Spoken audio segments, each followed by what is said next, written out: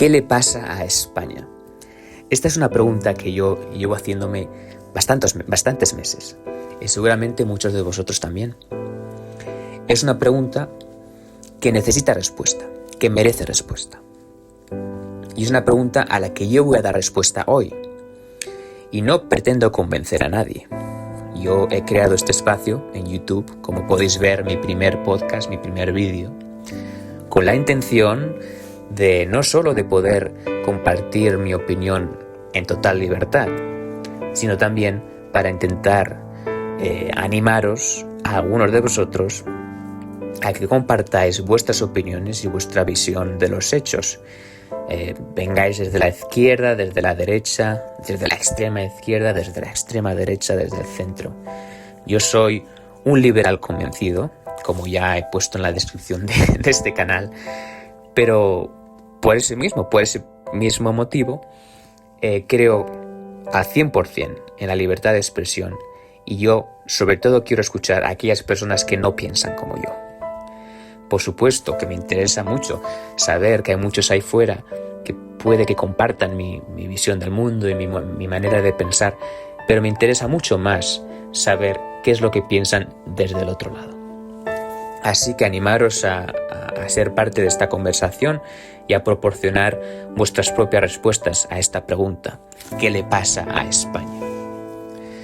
Yo tengo la sensación de que en la sociedad española en general pasa algo relativamente grave que actualmente no está saliendo a florecer, o que quizá no se puede visualizar de una manera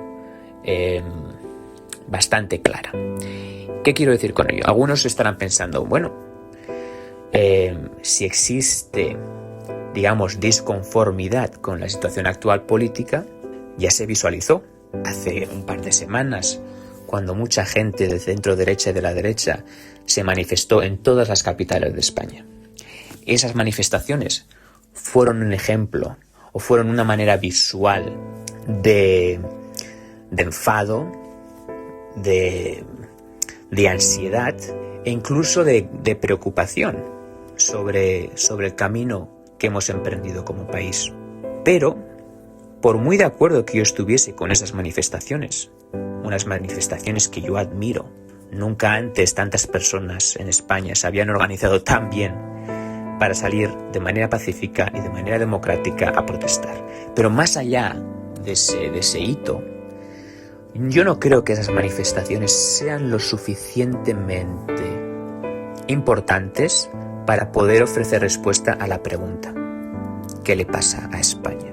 Porque lo que le pasa a España va mucho más allá de las ansiedades que puedan compartir las personas que se encuentren en la derecha del espectro político. Es mucho más complejo y requiere también de poder entender qué está pasando a la izquierda del espectro político. Porque es evidente que la situación actual no se podía entender si no escuchásemos a la actuación política de la izquierda española. La izquierda española es evidente que ha aceptado algunos posicionamientos que hace muy pocos meses, como todos sabemos, no hubieran aceptado. Es evidente que estoy hablando de la ley de amnistía o incluso de posibles cambios a la Constitución para poder hacer encajar algunas de las pretensiones de los movimientos independentistas. Estas son posiciones que no son de la izquierda tradicional española, pero que actualmente están siendo aceptadas y poco a poco están siendo partes, o siendo una parte casi, digamos, del dogma del socialismo español. Y para poder dar respuesta a la pregunta que da título a este vídeo, hay que entender a la izquierda española. La izquierda española es víctima de algo que yo llamo la crisis de autoestima nacional. Es una crisis que afecta sobre todo a la izquierda, aunque también a ciertos grupúsculos, digamos, de la derecha.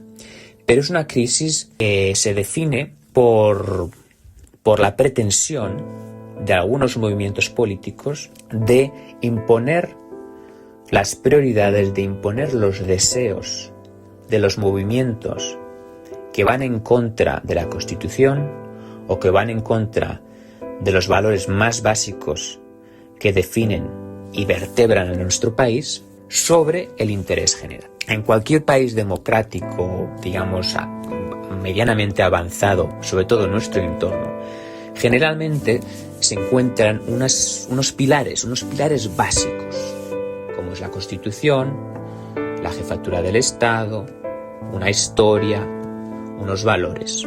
Y esos pilares normalmente suelen ser compartidos por una inmensa mayoría. No por todos, pero sí una gran mayoría, una gran mayoría que los sostenga.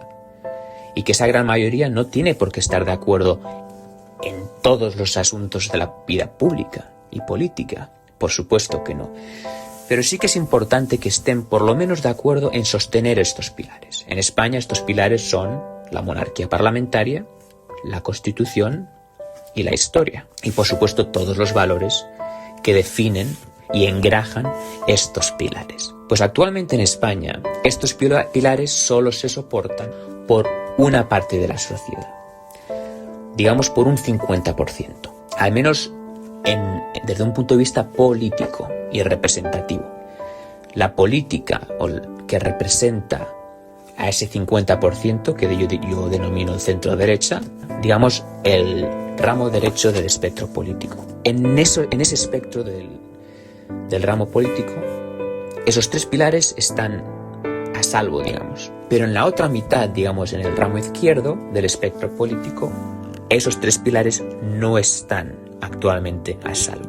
Sí que es cierto que, y yo quiero pensar que hay una mayoría social que se ve representada en ese espectro de izquierdas, que sí que se ven representados y que apoyan esos pilares y que los comparten con la derecha, pero desde una perspectiva puramente política, y si estamos hablando de los agentes políticos que representan a esa sociedad de izquierdas, no hay actualmente un apoyo genuino y honesto a estos pilares. Todas las proposiciones políticas que se están llevando a cabo día tras día van totalmente en contra de los valores que representan estos pilares. Y esto en una democracia parlamentaria es muy peligroso. Y esto no es alarmismo, es la realidad. Las sociedades democráticas tienen que estar de acuerdo en unos mínimos, en unos valores mínimos, en unas instituciones mínimas. Y a partir de esos fundamentos básicos, pues podemos discrepar y podemos debatir sobre todo tipo de políticas, pero los pilares básicos tienen que ser fuertes y tienen que ser compartidos por una amplia mayoría. Porque en el momento en el que esos valores no están compartidos, la gente empieza a cuestionar la Constitución, la vida pública, el país, sus instituciones, su historia. Poco a poco se empieza a resquebrajar todo lo que tenemos en común. Y eso generalmente es peligroso. Es peligroso porque eso quiere decir que llegará un momento, quizás esté dando ya en España al menos los primeros pasos, en el que los partidos políticos, sean de derechas o sean de izquierdas, siempre estarán dispuestos a imponer su visión sobre el país, su visión de modelo de Estado, su visión política, su visión de futuro. Y algunos estaréis pensando, bueno, pero eso es lo que tienen que hacer los partidos políticos, intentar poner en marcha su visión. Sí, por supuesto, pero hay límites, porque en una democracia, aunque la mayoría gobierna, los derechos de las minorías tienen que estar respetados también. Y ese es el problema cuando damos carta blanca a aquellos poderes que una vez han obtenido la legitimidad política de gobernar, puedan hacer lo que les da la gana. Eso no es así en ninguna democracia. Existen límites y esos límites los establece esos pilares que sirven de unión, que sirven de soporte del país, de soporte del sistema. En los últimos 45 años España no ha tenido ningún problema con estos pilares. Han estado respetados, han permanecido, y no quiero ser nostálgico ni parecerlo, pero estos 45 años de democracia han dado a España sus mejores años de su historia desde mi punto de vista. Algunos estarán pensando en los años gloriosos del Imperio Español, etcétera, etcétera. Otros estarán pensando en los años gloriosos de la Segunda República. Y alguno por ahí seguro que estará pensando en los años gloriosos desde su punto de vista, por supuesto, incluso del franquismo. Pero todo eso está muy alejado de la realidad y de los hechos. En todos esos periodos de España que acabo de mencionar, periodos históricos, la pobreza en España estaba por los aires. Solo unos pocos privilegiados podían tener una educación de calidad. Solo unos pocos privilegiados se podían garantizar una calidad de vida y que les diese felicidad y seguridad a sus familias. Eso es algo que hemos logrado en estos 40 años. Hemos creado una clase media fuerte, una sociedad mucho más rica de lo que hemos sido en nuestra historia. Pero yo creo que es una evidencia. Es una evidencia que los españoles hemos llegado muy lejos en estos 45 años. Y eso creo que ha sido gracias a que estos pilares que soportan nuestra democracia, que soportan a nuestro país, han permanecido más o menos intactos y no se han creado no se han dado ningún tipo de pretensiones para cuestionarlos o para cambiarlos de manera unilateral. Eso es lo que está pasando ahora actualmente en España. Existen pretensiones para cambiar estos pilares de manera unilateral, por parte ya no solo de los partidos independentistas, que eso no es ninguna novedad, es por parte del Partido Socialista. Y de ahí viene mi ansiedad, de ahí viene mi preocupación. Todos sabemos que los intereses de los separatistas, de los independentistas, es acabar con la democracia española, con la monarquía parlamentaria, con la Constitución. Todos estos pilares de los que he estado hablando, por supuesto que sabemos que los partidos independentistas no quieren saber nada de ellos. Es una posición respetable, pero gracias a Dios, y aunque no sea yo creyente, estos partidos independentistas a nivel nacional son una gran minoría, con muy poco poder de poder cambiar o alterar esos pilares, al menos históricamente.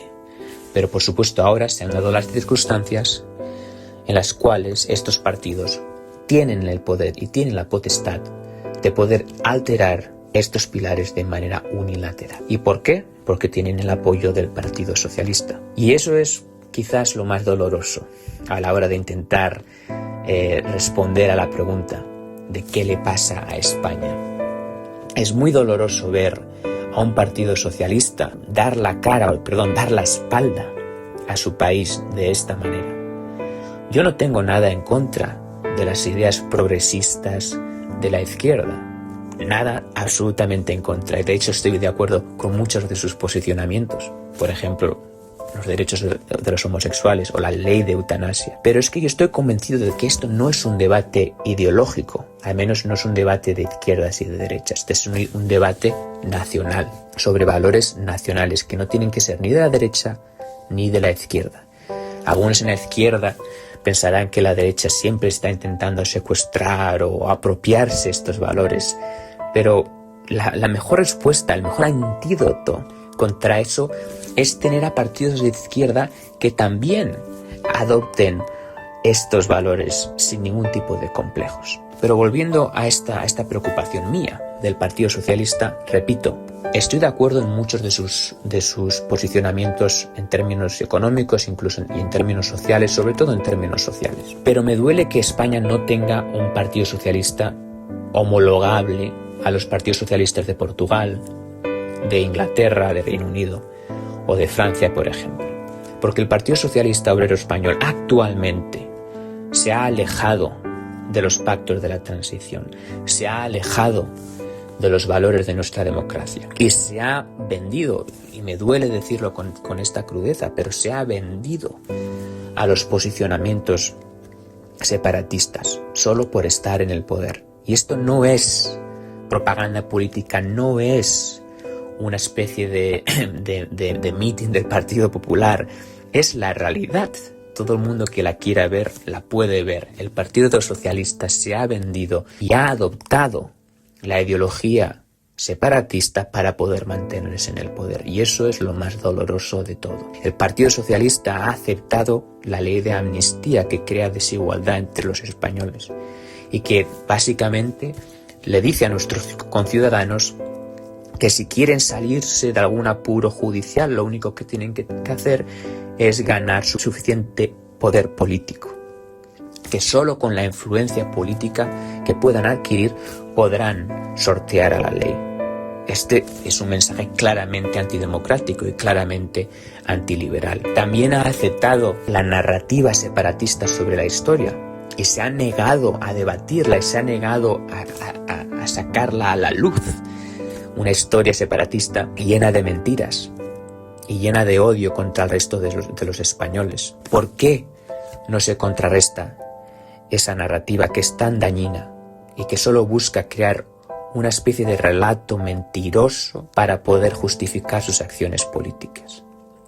Esto es algo que el Partido Socialista entendía hasta hace muy poco, pero sus ansias de poder les han cegado y han decidido adoptar posicionamientos de extrema derecha, y repito, de extrema derecha, porque la gran parte de la ideología independentista es de extrema derecha. Es una ideología xenófoba que va contra y no para nadie o a favor de nadie. Es una ideología que insulta a los inmigrantes, como hemos visto hoy por parte del gobierno de la Generalitat, culpando a los malos resultados del estudio PISA, culpando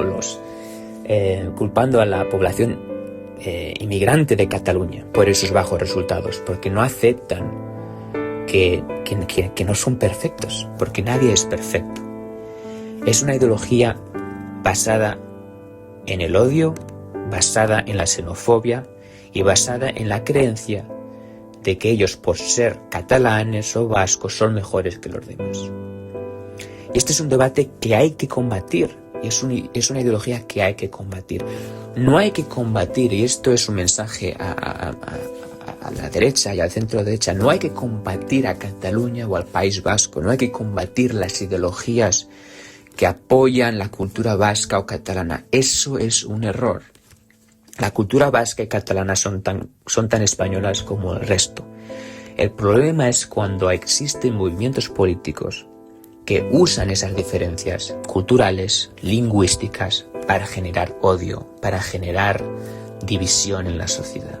Y eso hay que tenerlo muy claro, porque hay que admitir que desde la derecha muchas veces se han compaginado estos posicionamientos, ¿no? O se ha intentado mezclar la cultura vasca y catalana o de otras comunidades con los sentimientos anticatalanes o antivascos que no tienen ninguna cabida en el pensamiento liberal.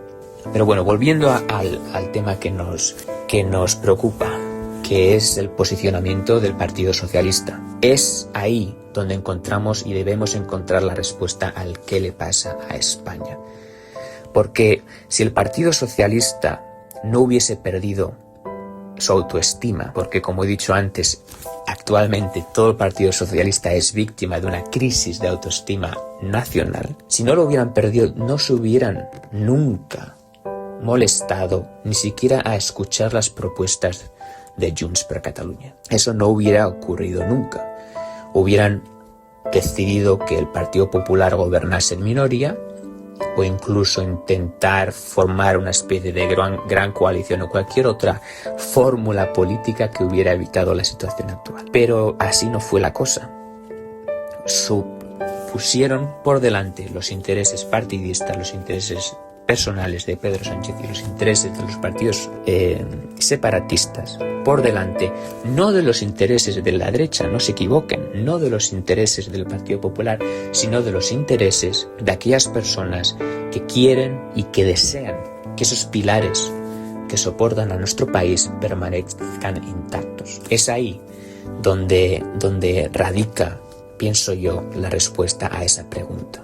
Existe un partido socialista que ha perdido su amor por España, y me duele decirlo así, de una manera tan cruda, ¿no?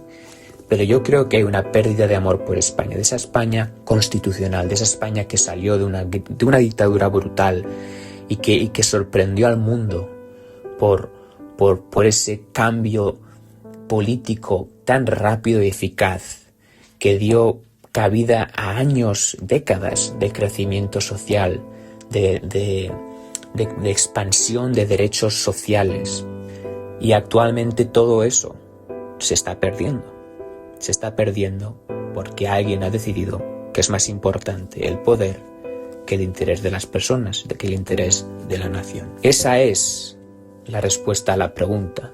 ¿Existe un Partido Socialista débil, con muy poco amor por su país y que cree que es más importante el poder, aunque solo dure 2, 3, 4 años, quizás más, pero que a largo plazo estos años de gobierno serán una coma en la historia de España?